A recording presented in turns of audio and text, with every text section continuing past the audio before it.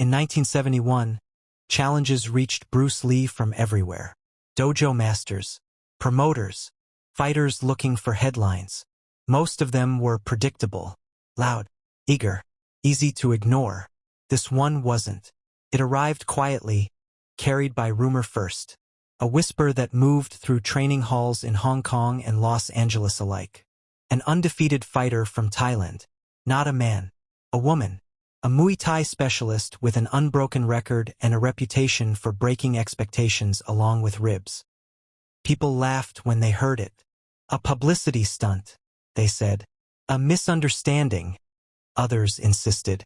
No way Bruce Lee would even acknowledge it. Bruce heard the rumors and said nothing. That worried people more than a public refusal ever could. The fighter's name was spoken with respect in Southeast Asia. She had fought men, trained since childhood. Elbows like stone, knees like pistons, balance that came from years of ring combat where hesitation meant injury. She wasn't chasing fame. She was chasing an answer. Could technique overcome raw ring-tested violence? Could speed neutralize relentless pressure? Could Bruce Lee's philosophy survive contact with a style that never paused? A letter eventually reached Bruce through intermediaries. No insults, no bravado, just a simple statement. I want to test what you teach. Bruce read it twice. Then he folded the paper carefully and placed it on the table. Interesting, he said. That was all. But in that single word, something shifted. Because Bruce Lee never dismissed honest questions about combat. He believed truth revealed itself only when tested, never when assumed. The challenge wasn't about gender. It wasn't about pride. It wasn't even about winning. It was about whether two completely different paths to fighting truth could stand in the same space without collapsing. And for the first time in years, Bruce didn't know exactly how the world would react. Which meant it was worth exploring. Bruce Lee didn't answer the letter right away. That wasn't hesitation. That was respect. Most challenges were fueled by ego. This one wasn't. The Thai fighter wasn't trying to embarrass him or steal his spotlight. She wasn't selling tickets or demanding headlines. She simply wanted to test principles against reality. And Bruce had built his entire philosophy on that exact idea. Absorb what is useful. Reject what is useless. But what happens when everything your opponent uses is useful?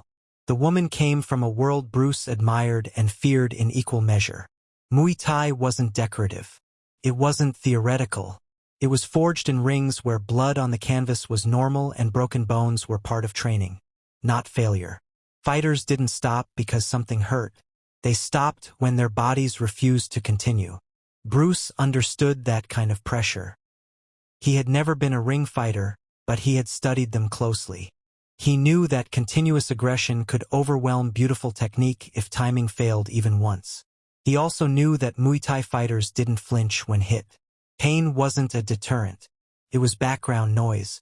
What intrigued Bruce most wasn't her undefeated record. It was her discipline. She had reportedly refused exhibition fights, refused scripted demonstrations, refused to be marketed as a novelty. She trained daily, sparred hard, and stayed silent publicly. In Thailand, she was known simply as someone who never backed up. Bruce finally spoke about it to one of his closest students. She's not asking to fight, Bruce said. She's asking a question. And the answer? The student asked. Bruce looked out the window for a long moment. The answer depends on whether speed can survive pressure without space. That sentence carried weight. Because Bruce knew. Speed works best when it controls distance. Muay Thai works best when distance collapses and stays collapsed. Two truths were about to meet, and neither would bend easily. Bruce agreed to meet under one condition. No press, no audience, no spectacle. If this was going to happen, it would be quiet. The location was a modest training hall on the outskirts of Hong Kong. Nothing polished, nothing ceremonial. Just mats, worn walls, and the honest smell of sweat soaked into wood. A place where movements mattered more than reputation. In the weeks leading up to the meeting, Bruce changed his training rhythm. Not harder, not longer, sharper. He shortened his sessions but intensified focus. Footwork drills without strikes. Timing exercises where the goal wasn't speed, but arrival. Interception without power. Power without commitment. He practiced stopping an opponent's intent before it could fully form. Muay Thai fighters thrived on continuity. Pressure layered on pressure, strikes stacked until the body gave up. Bruce knew the key wouldn't be trading blows. It would be denying rhythm. He worked clinch escapes obsessively. Elbow range awareness. Knee-line positioning. Not to dominate but to prevent being locked in. His body learned to slide instead of brace, to redirect instead of resist. Pressure is not force, Bruce reminded himself. It's insistence. And insistence could be interrupted. Meanwhile, across the city, the Thai fighter prepared in her own way. She ran long distances at dawn, conditioned her shins against hard surfaces, clinched for hours without breaks. She wasn't preparing for a duel of finesse. She was preparing for inevitability, for the moment when speed falters and only structure remains. She studied Bruce's movements on grainy footage, not impressed by flair, focused on entries, on the way he stepped in, not back, on how rarely he overcommit. He doesn't retreat, she told her trainer. He disappears. That unsettled her. Both fighters trained without knowing the other's full plan. Both trusted their truths. Both respected the danger ahead. And neither intended to prove superiority. They intended to discover it. The hall was quiet when she arrived. No entourage. No music. No announcement. She removed her shoes at the door, bowed slightly to the space, then stepped onto the mat with the calm of someone who had done this thousands of times before. Her posture was upright, shoulders relaxed, eyes steady. There was no intimidation in her presence, only certainty. Bruce Lee watched from the far side of the room. He didn't rush forward, didn't greet her with ceremony. He studied the way she walked, the way her weight transferred from heel to toe, the way her hips stayed ready even at rest. This wasn't a fighter waiting to explode. This was a fighter waiting to endure. They bowed to each other, not as opponents, as practitioners. "Thank you for coming," Bruce said. She nodded. "Thank you for agreeing." No trash talk followed. No rules were stated aloud. Both understood what this was and what it wasn't. This wasn't a fight to the finish. It was a collision of principles. They began by moving. No strikes, just distance. She advanced deliberately, cutting angles the way ring fighters do, closing space not to hit but to stay close. Bruce adjusted with microsteps, always just outside her preferred range, never backing straight up, never offering a line. She tested with a feint. Bruce read it early. He tested with a half entry. She didn't flinch. Interesting. When she finally stepped in for real, it wasn't fast. It was heavy. Her forearms framed the space, elbows close, chin tucked. She wanted the clinch. She wanted to make speed irrelevant. Bruce slipped inside the frame, not away, his foot landing between hers for just a moment before pivoting out. He didn't strike. He touched her shoulder lightly, then vanished to her side. She turned slowly, eyes sharp. "Again," she said. They reset. This time she pressed harder, staying close even when Bruce moved. He felt the difference immediately. This wasn't chasing. This was occupation. The kind of pressure that exhausts decisions. Bruce smiled faintly. The question was no longer if they would collide. It was when. And when it happened, there would be no room for theory. When they moved again, the distance closed faster. She stepped in with intent now, not rushing, not exploding, arriving. Her forearms framed Bruce's shoulders, elbows tight, head tucked. The clinch was seconds away. This was her world. A place where balance breaks slowly and pain accumulates quietly. Bruce felt it. The air thickened. Options narrowed. He didn't retreat. He rotated. His hips turned just enough to redirect her forward pressure past his centerline. His foot slid outside hers, shaving space without conceding ground. For a breath, they were chest to chest. Close enough for knees, elbows, inevitability. Bruce lifted his forearm, not to strike, but to separate. He created a wedge where none should exist. Not forceful. Timed. The wedge broke her line for an instant. She responded immediately. An elbow rose, compact, vicious. Bruce saw it early. Not because it was slow, but because her shoulder told the truth before the strike arrived. He dipped inside the arc, shoulder brushing her ribs, hands already moving to guide her momentum away. No hit landed, but neither yielded. She reset with a nod, acknowledgement, not approval. Then she pressed again, heavier this time, insisting on contact, insisting on fatigue. Muay Thai wasn't about moments. It was about accumulation. Bruce felt his breathing deepen. This is the test, he thought. Not speed. Endurance of clarity. He changed tactics. Instead of evading continuously, he interrupted her rhythm with stillness. He stopped just long enough to make her commit, then stepped in before her pressure could lock. His hand tapped her collarbone. Not a strike, just a signal. "You're early," he said quietly. She smiled. "You're light." Both statements were true. They separated by a step, sweat beginning to bead, eyes still calm. The room felt smaller. Pressure had spoken, and Bruce had listened. She didn't rush the next entry. That was the danger. Muay Thai pressure isn't loud. It doesn't announce itself. It creeps forward, closing options one step at a time until movement feels expensive. She advanced with small, relentless steps, shoulders relaxed, breathing steady, eyes fixed on Bruce's center. Bruce felt the rhythm forming. One step, another, then the moment where hesitation becomes fatigue.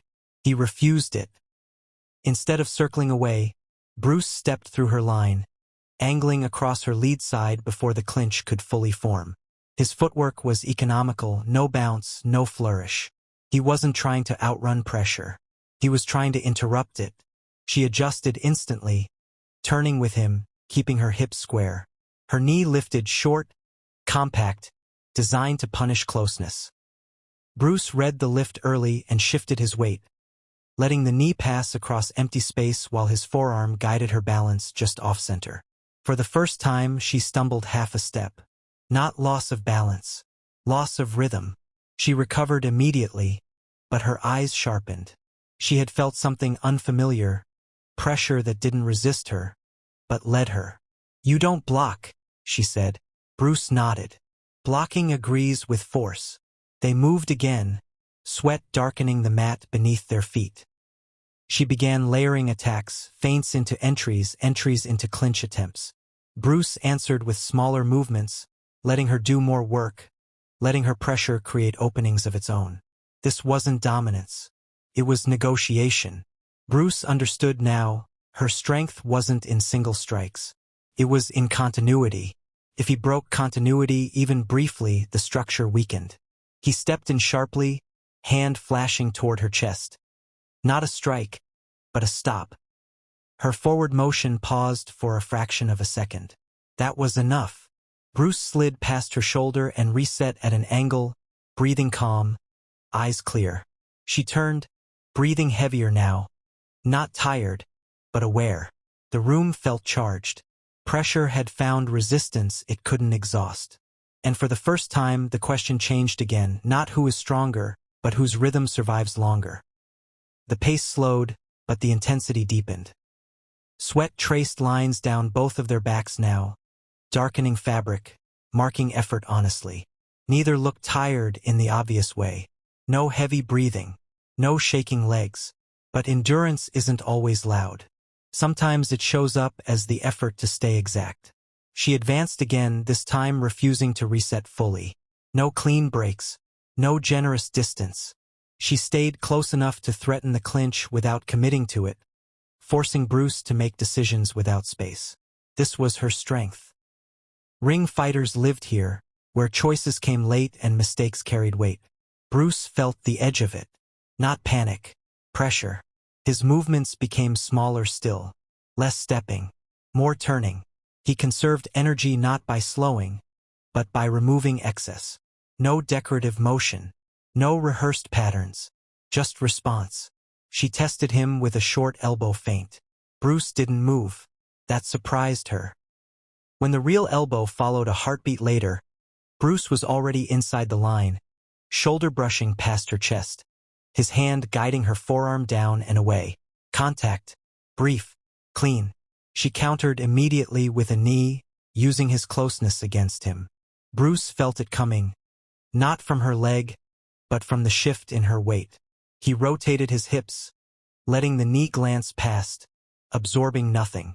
For a moment, they were almost still, bodies touching, balance negotiated inch by inch. This was the danger zone.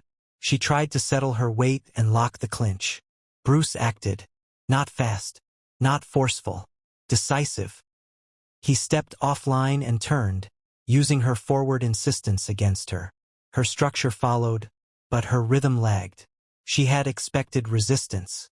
She found absence. She stumbled again, this time more clearly, not falling, but forced to reset. She exhaled sharply, then laughed once, quietly. "You don't get tired," she said. Bruce shook his head. "I get tired. I just don't argue with it." They separated fully for the first time in minutes. The room felt different now. Endurance had met precision, and neither had broken, but one had been forced to adapt. She wiped sweat from her brow with the back of her glove and took a longer breath than before. Not exhaustion, calculation. For the first time since stepping onto the mat, her forward pressure paused. Not because she was hurt, but because she was reconsidering how to continue. Muay Thai teaches you to drown opponents in continuity, but Bruce had shown her something unsettling. Continuity fails when rhythm is stolen before it forms. She changed approach. Instead of advancing straight in, she began cutting laterally, stepping to Bruce's blind side, forcing him to turn. Each step was deliberate, each angle designed to corral him toward a place where footwork alone couldn't save him.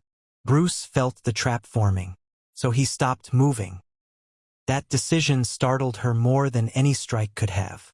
He planted his feet lightly, knees soft, spine aligned. He wasn't bracing. He was waiting. By refusing to chase angles, he forced her to finish the pattern she had started. She stepped in. Bruce entered first, not with speed that dazzled, but with timing that erased distance. His forearm met her shoulder before the clinch could lock, his other hand guiding her lead arm just off its strongest line. He didn't push. He didn't pull. He simply occupied the space she needed most. Her knee lifted reflexively, too late. Bruce was already gone. He reappeared at her side, breathing calm, eyes steady. The exchange had lasted seconds. The result wasn't dominance. It was interruption. She stood still for a moment, chest rising and falling, then nodded once. "You don't fight my strength," she said. "You starve it." Bruce inclined his head slightly. Pressure needs permission. They reset again, slower now, mutual respect thick in the air. No one watching felt disappointment. What they felt was understanding taking shape. This wasn't about who could hurt the other. It was about whose method could remain clear when the room for error disappeared. And in that moment, pressure had hesitated. They stood facing each other, no longer testing distance out of habit, but out of choice. The room felt warmer now, not from effort, but from something settling. The kind of quiet that follows honesty. She rolled her shoulders once, loosening them, then exhaled slowly through her nose. The relentless forward pressure that defined her style was still there, but tempered, refined, redirected inward.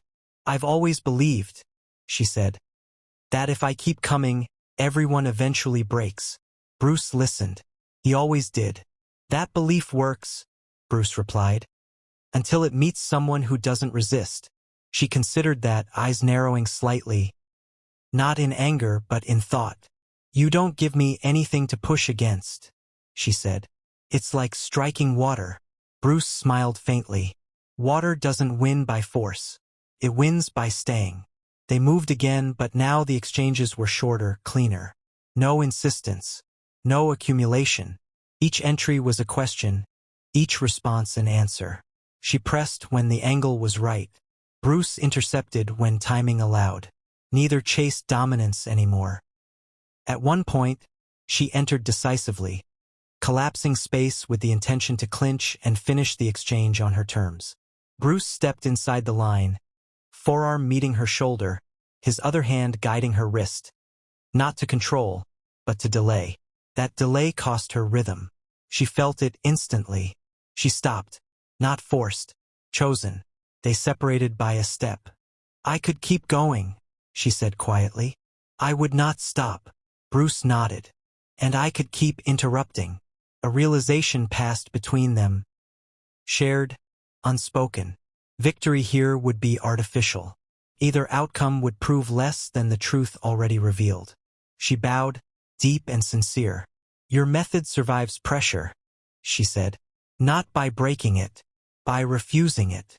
Bruce returned the bow. "Your pressure exposes weakness," he replied. "But it cannot touch clarity." They stood upright again, sweat cooling, breathing steady.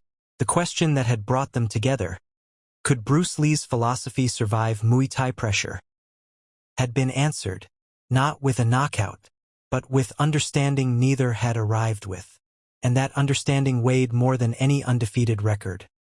They bowed once more, deeper this time, not out of formality but recognition. No hands were raised. No verdict was announced. Yet everyone in the room understood that something rare had happened. Two paths had met, neither collapsing, neither conquering the other. Instead, they had revealed their limits and their strengths. Without ego demanding a winner, Bruce wiped his hands on a towel and sat on the edge of the mat. His breathing was calm, his eyes clear. The Thai fighter remained standing for a moment longer, then joined him, both facing the same empty space where pressure and timing had just negotiated truth. "I came undefeated," she said quietly. "I thought that meant something." Bruce nodded. "It means discipline, courage, experience." He paused. "It doesn't mean completion." She smiled at that. Not offended, not defensive. Relieved. "In the ring," she said, "I win by staying, by never stopping. And outside it," Bruce replied, "you win by knowing when to stop." They shared a short laugh, the kind that comes when tension finally releases. Around them, students and witnesses began to move again. But the room still carried the residue of the exchange, like heat after a storm. Before leaving, she bowed once more. "You answered my question," she said. Bruce returned the bow. "You asked it honestly." Years later, people would argue about what would have happened if it had gone further. If there had been rules, or none. If pride had taken the lead. Those arguments missed the point, because the truth of that day wasn't in a finish. It was in the realization that strength without clarity exhausts itself, and clarity, when tested, does not need to win to endure. Bruce watched her leave, then turned back to the mat. Another lesson absorbed. Another truth confirmed. Combat, he believed, was never about domination. It was about discovery. And that day, both of them found exactly what they came for.